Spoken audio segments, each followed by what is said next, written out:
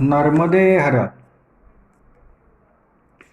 आज वैशाख शुद्ध नवमी. आजच्याच दिवशी मिथिला नरेश महाराज जनक यांना यज्ञभूमी करताना जमीन नांगरायला लागली. जमीन नांगरताना नांगराला अडकून जमिनीतून एक पेटी प्राप्त झाली.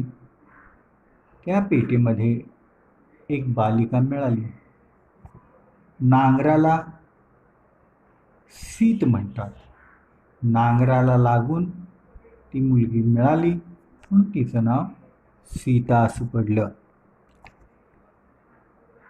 आज सीतेची जन्मतिथी म्हणजे वैशाख शुद्ध नवमी, सीता नवमी म्हणून ओळखली जाते.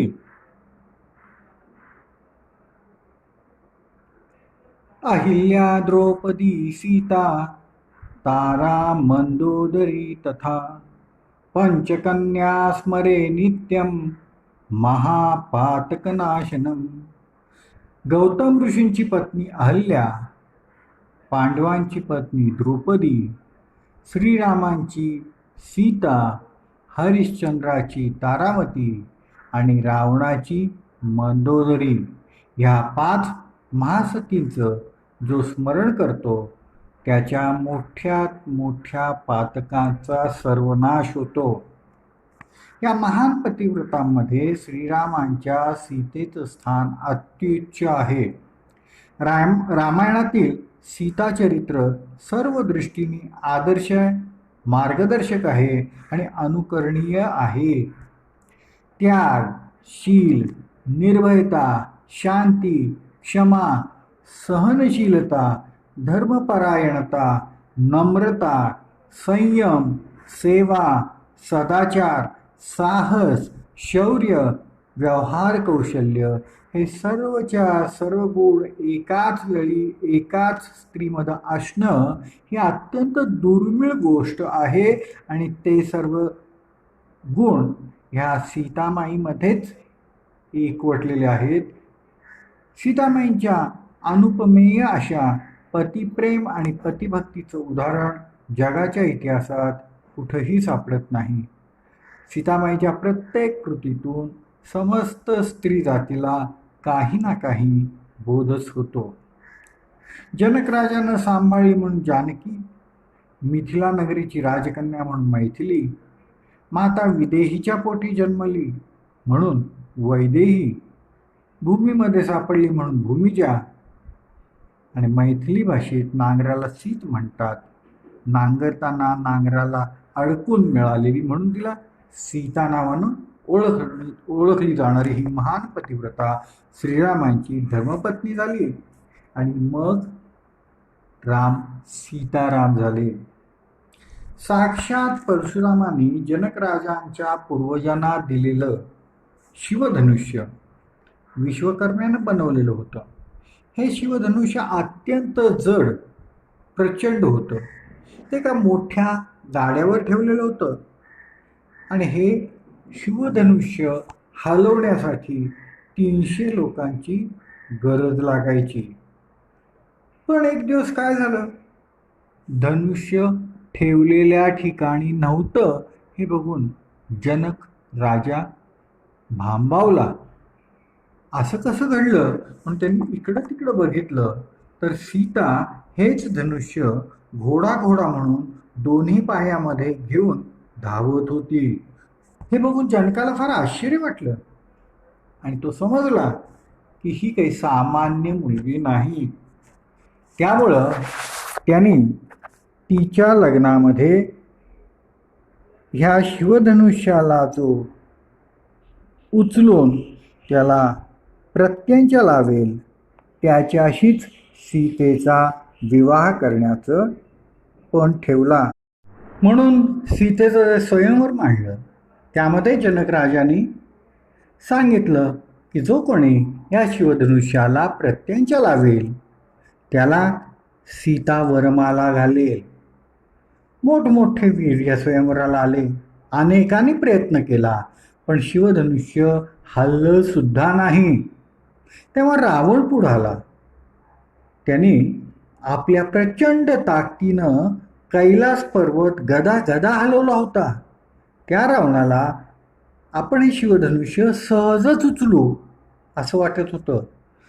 पण हे शिवधनुष्य रावणाला नीट उचलता येईना आणि कसं तरी त्यांनी अति प्रचंड ताकद लावून उचलताना ते धनुष्य रावणाच्या छातीवर बसलं.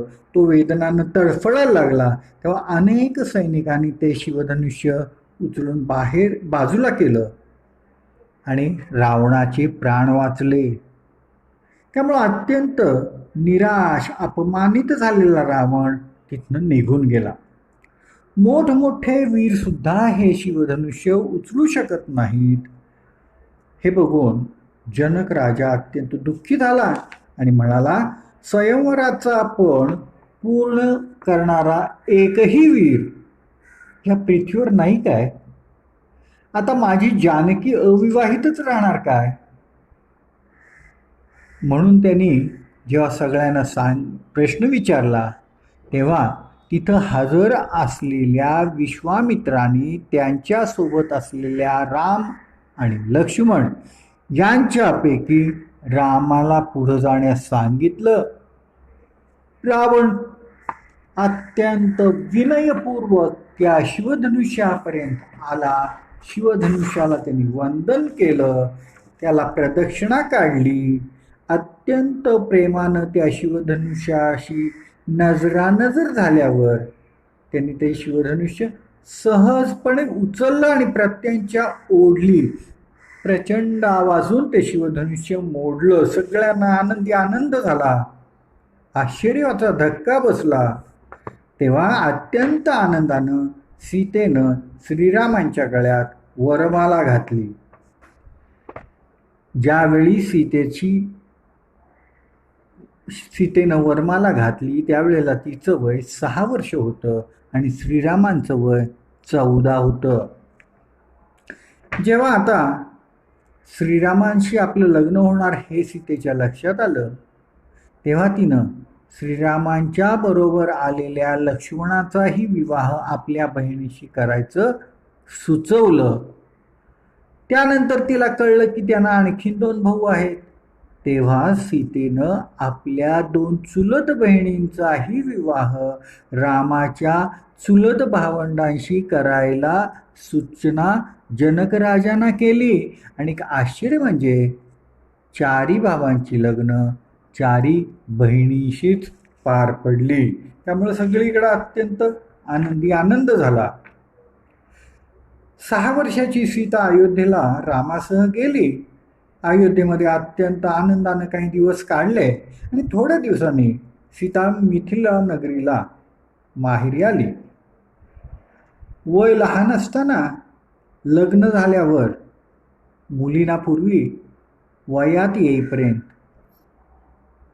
माहेरीच ठेवत.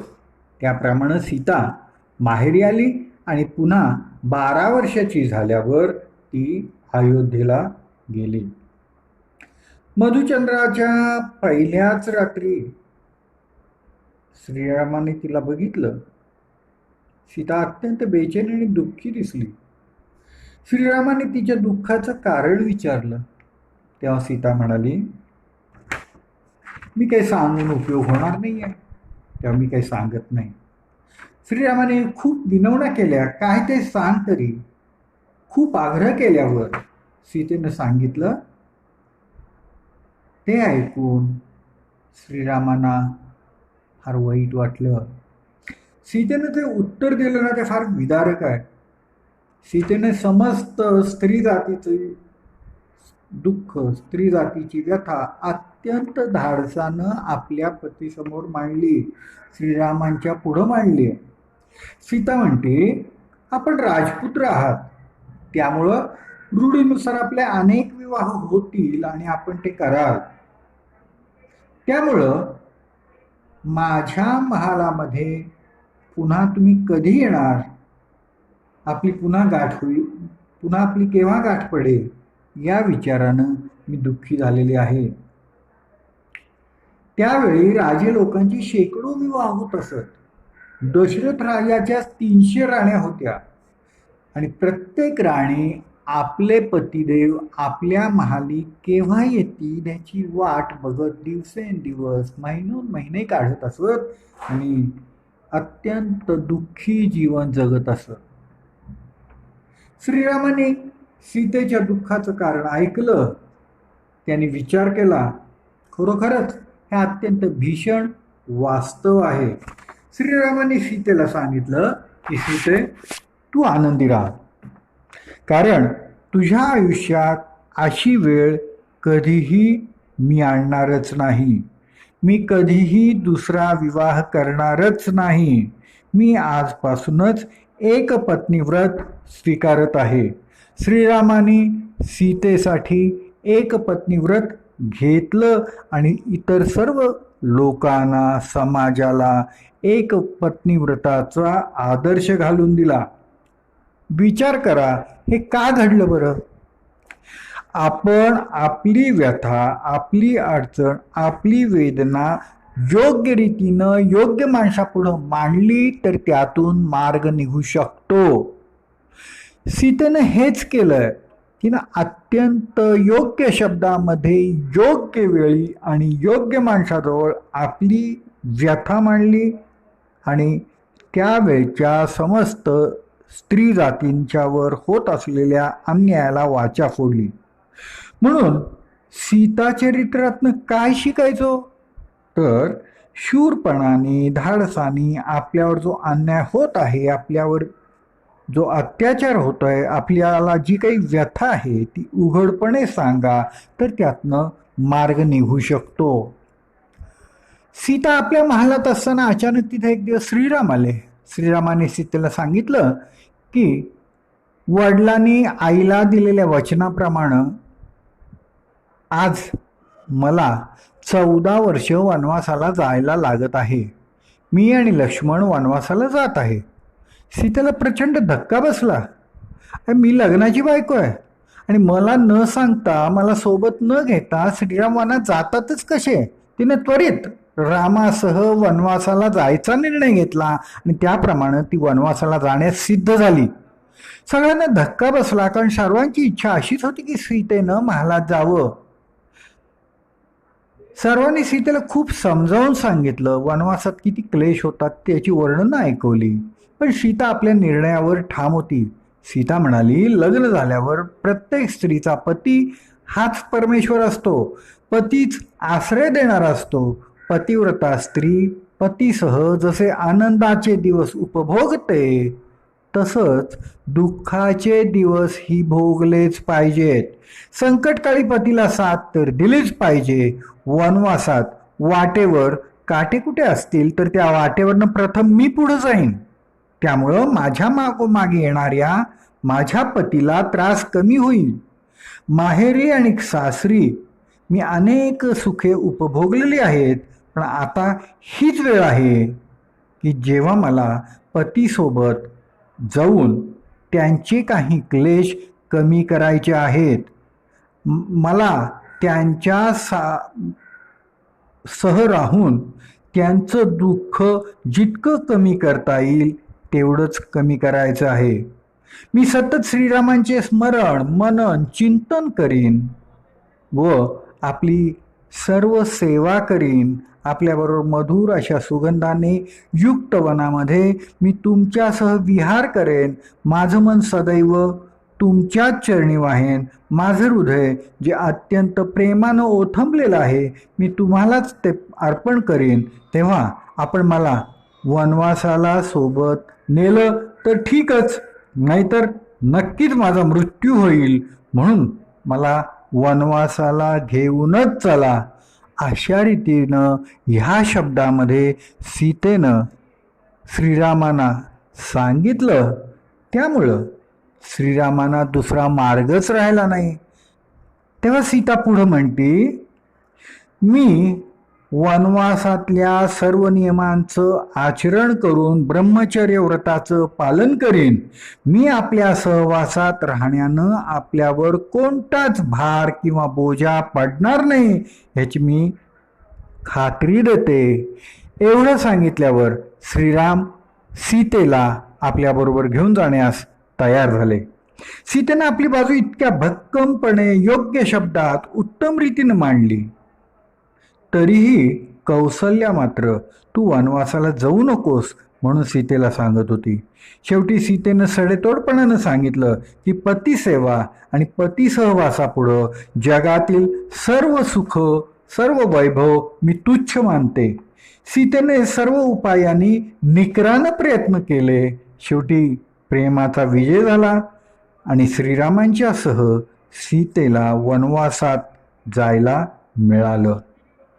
त्यानंतर सीतेनं लक्ष्मणाची पत्नी उर्मिलेला जो उपदेश केलाय तो वाचण्यासारखा आहे. लक्ष्मण पण वनवासाला येणार आहे, तेव्हा तू ब्रह्मचर्य व्रताचं पालन कर. सासू सासऱ्यांची उत्तम सेवा करणं हे परम कर्तव्य आहे, हे तिनं उर्मिलेला समजावून सांगितलं. उर्मिलेला आपल्या पतीची म्हणजे लक्ष्मणाची खूप काळजी वाटणार साहजिकच आहे. म्हणून तिनं उर्मिलेला दिव्य दृष्टी दिली की त्यामुळं उर्मिला सतत लक्ष्मणाला पाहू शकत होती. त्यामुळं पतीची काळजी थोडी कमी झाली आणि उर्मिला थोडी निवांतपणे राहिली. विचार करा, सीतेप्रमाणे उर्मिलेनं सुद्धा वनवासात जाण्यासाठी येण्याचा आग्रह केला असता तर काय झालं असतं. पण तिचं धाडस झालं नाही. लक्ष्मण ही श्रीरामांच्या प्रमाणे मी वनवासाला जात आहे असं सांगायला उर्मिलेकडे गेलाच नाही. स्त्रियांना आपला अधिकार प्राप्त करण्यासाठी त्यावेळी सुद्धा संघर्षच करायला लागत होता. सीता वनवासाला जायचं ठरल्यावर रामाप्रमाणे सीतेनंही वल्कलं नेसण्याची सूचना कैकेयीनं केली. तेव्हा तर हाहाकार माजला. अहो, इतकी कोमल देहाची सुखात समृद्धीत वाढलेली सीता वल्कल कशी नेसू शकेल. त्यामुळं सगळ्यांना कैकेयीचा अत्यंत राग आला. गुरु वशिष्ठांनी सुद्धा कैकेयीची अत्यंत कठोर शब्दात निर्वत्सना केली. पण इकडं सीतेनं सांगितलं मी आलेच आणि ती वल्कलं नेसूनच बाहेर आली. काय बोलणार. इतकी नाजूक, इतकी सौख्य समाधानात समृद्धीत वाढलेली सीता वल्कलं नेसून आली तेव्हा सगळ्यांच्या डोळ्यातनं घळाघळा पाणी व्हायला लागलं, अश्रू व्हायला लागले. वल्कलं म्हणजे एका विशिष्ट प्रकारच्या झाडांची साल काढून बनवलेलं वस्त्र. त्याचं वजनच 7 ते 8 किलो असतं. सीता हे संपूर्ण वल्कलं नेसून सासूच्या सूचनेनुसार तयार झाली. तेव्हा श्रीरामानं मनोमन सीतेला वंदनच केलं. वनवासाला गेल्यावर सीता सर्व भौतिक सुखे विसरून जाते. तिला कधी राज्य, राजमहाल, उद्यान, दास दासी यांची आठवणही आलेली नाही आहे. सीता नेहमी श्रीरामांच्या सेवेतच व्यस्त. श्रीरामांच्या आज्ञेनुसार वनात भेटणाऱ्या, वनात राहणाऱ्या ऋषीमुनींचा योग्य तो आदर सत्कार ती करत असे. केवळ पतिप्रेम आणि पतिसेवेसाठी सीता श्रीरामांच्या सह वनवासाला गेली. कोणत्याही इंद्रियांच्या सुखासाठी ती वनवासाला गेलेली नाही. श्रीरामांच्यासाठी ती वृक्षाखाली सपाट जागेवर जागा स्वच्छ करून कोळी पानं आणि सुवासिक फुलं अंथरून शेज करीत असे. स्वतः मात्र ती जमिनीवरच झोपत असे. पण तिने कधीही त्याची तक्रार केली नाही. ही सीतेची वागणूक पतिव्रता धर्माच्या दृष्टीनं आदर्श मानली जाते. तसंच श्रीराम सुद्धा वनवासाला जाताना सीतेची आज्ञा घ्यायला जातात. ह्यावरून एक लक्षात घ्या, पत्नी ही आपली अर्धांगिनी आहे, तेव्हा तिच्या संमतीशिवाय आपण काही करायचं नाही ह्याचं भानही श्रीरामांना आहे. नर्मदे हर. वनवासात गेल्यावर श्रीराम, लक्ष्मण आणि सीतेनं चित्रकूटला वास्तव्य केलं.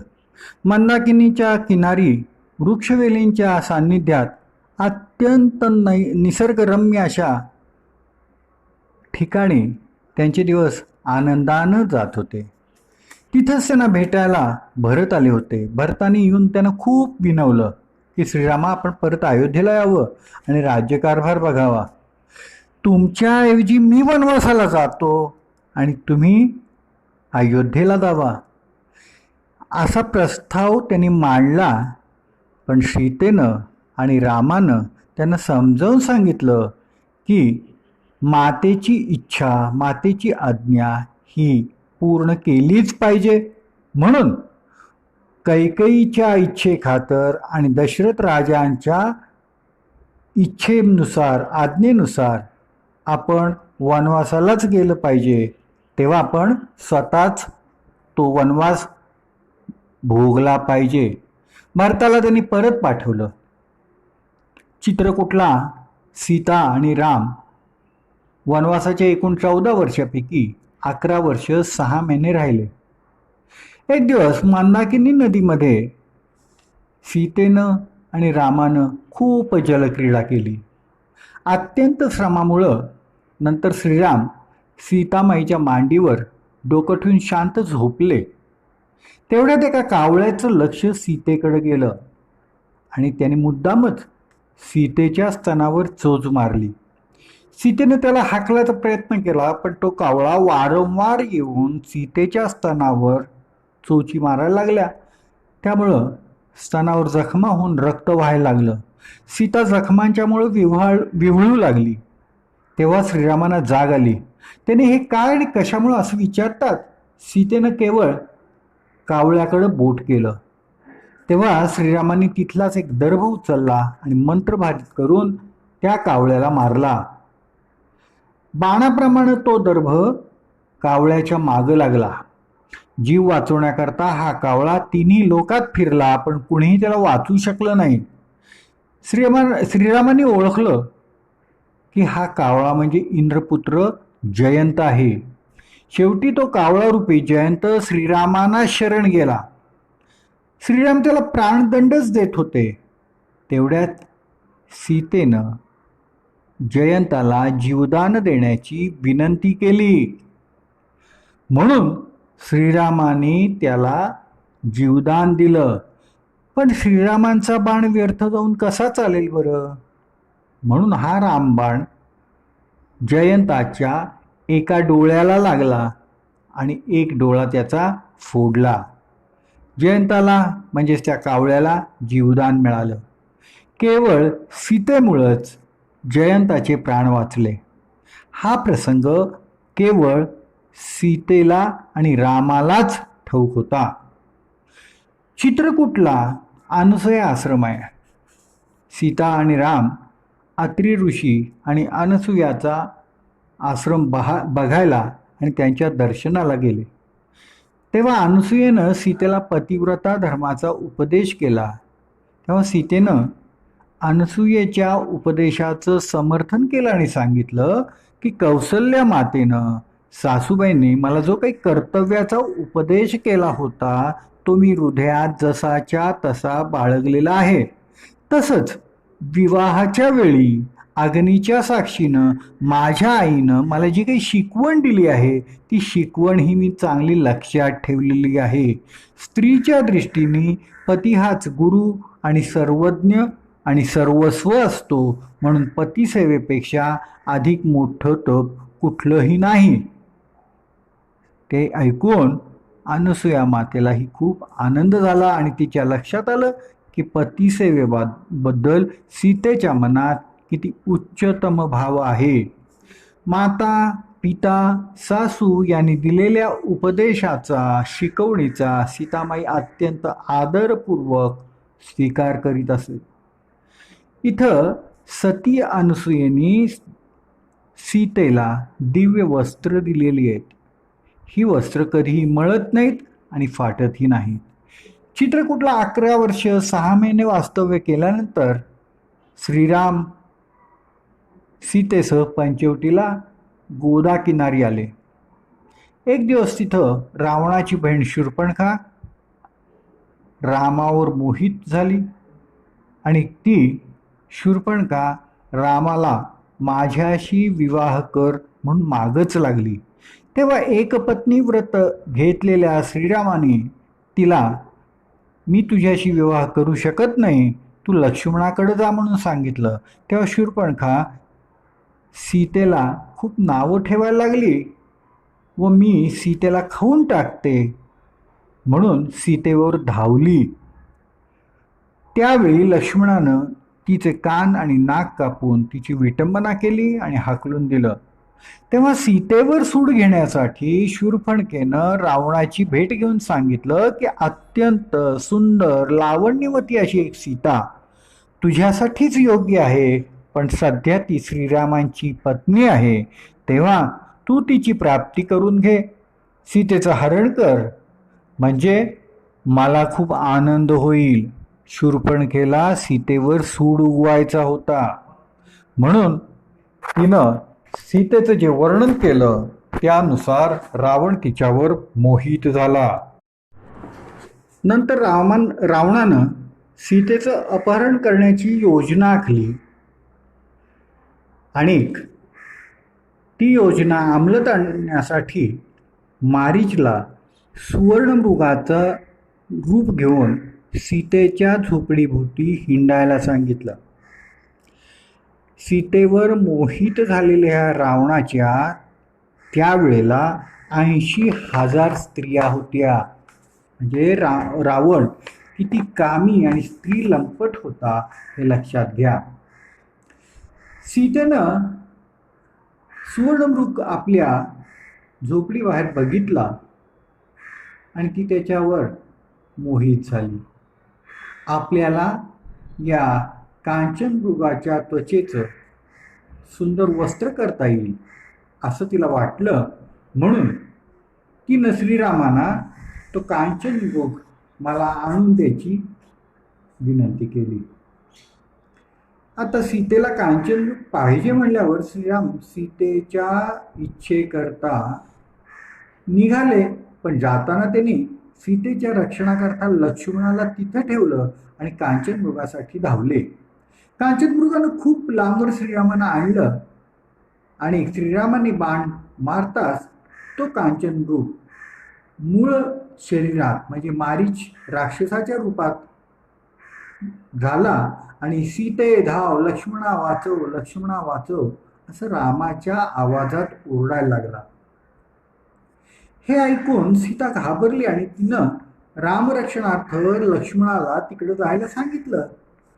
पण लक्ष्मणाला श्रीरामांचं बल, श्रीरामांचा पराक्रम ठाऊक असल्यामुळं तो जायला तयार नव्हता.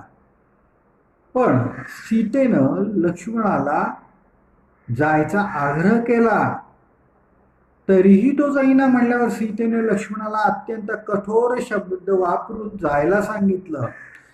तेव्हा सीता म्हणती, तुमचा भाऊ संकटात आहे तरीही तुम्ही त्याला वाचवायला जात नाही, याचा अर्थ काय? तुमची माझ्यावर वाईट नजर आहे की काय?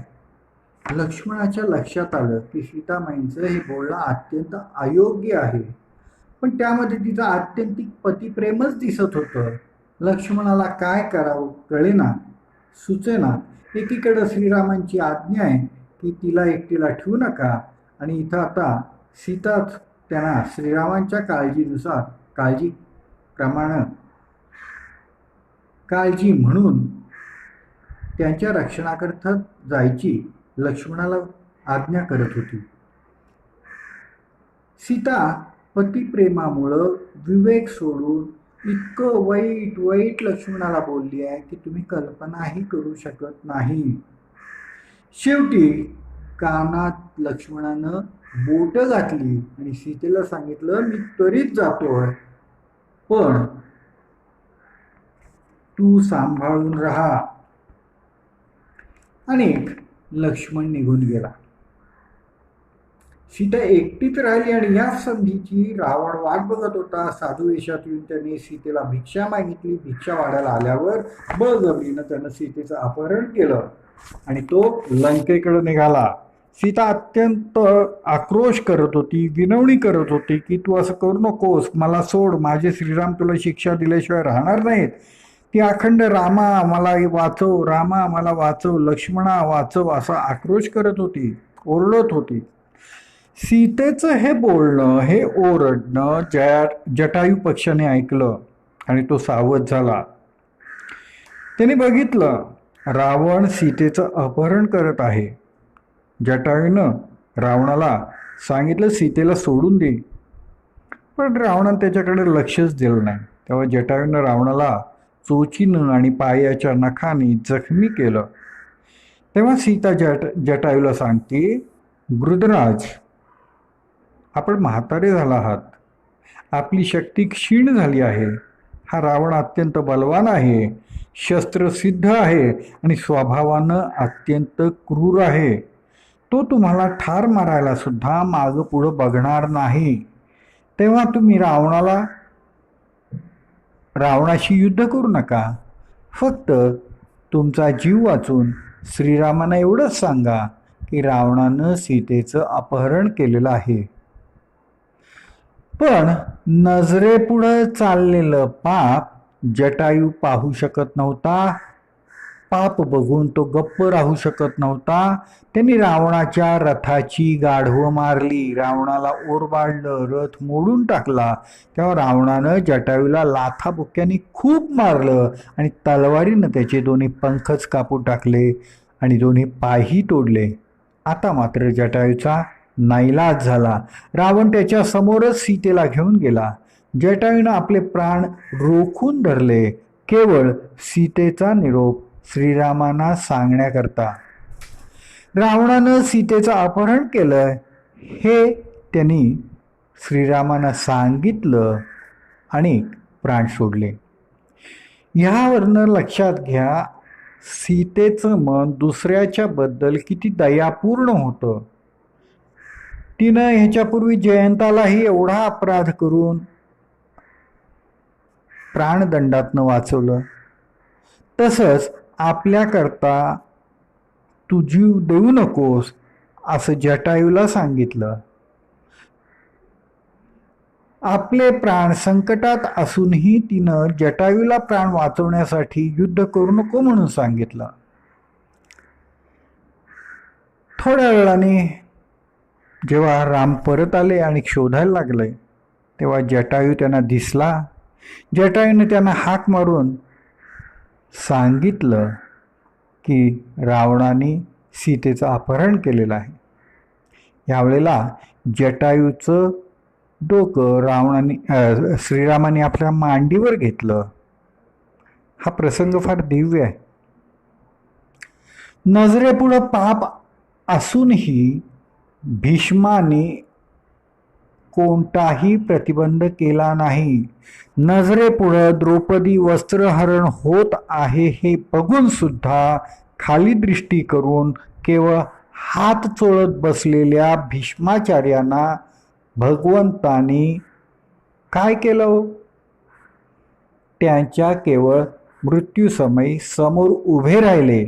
पण नजरेपुढं पाप घडत असताना आपले प्राण गेले तरी हरकत नाही या विचाराने यथाशक्ती आपण प्रतिकार केलाच पाहिजे हे समजून जटायूनं रावणाला प्रतिकार केला. म्हणूनच भगवंताने श्रीरामाने अंतिम क्षणी त्याला आपल्या मांडीवर घेतलेला आहे. लक्षात घ्या, पाप बघणं आणि त्याचा प्रतिकार करणं, योग्य वेळेला योग्य कृती केली नाही तर काय घडतं ते. यानंतर रावणटीला सीतेला घेऊन जाताना सीतेने आपले दागिने एका वस्त्रात गुंडाळून पर्वत शिखरावर बसलेल्या 4 वानरांच्या पुढे टाकले. हे वानर म्हणजे सुग्रीव, हनुमान आणि इतर 2 होते. रावणाने सीतेला लंकेत नेलं आणि आपल्याबरोबर विवाह करण्यासाठी अनेक प्रलोभनं दाखवली. तिला माझी तू पट्टराणी हो म्हणून गळ घातली. पण सीतेनं अत्यंत निग्रहानं त्याला नकार दिला. एक दिवस तर रावणानं श्रीरामांचं कापलेलं शिरच आणून सीतेपुढे ठेवलं.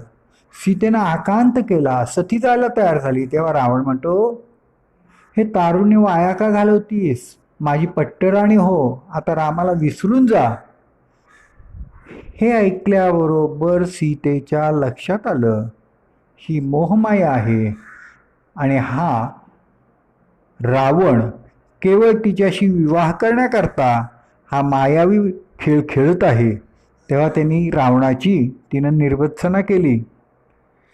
तिनं रावणावर एक जळजळीत कटाक्ष टाकला आणि सांगितलं, तुला मी कधीही प्राप्त होणार नाही.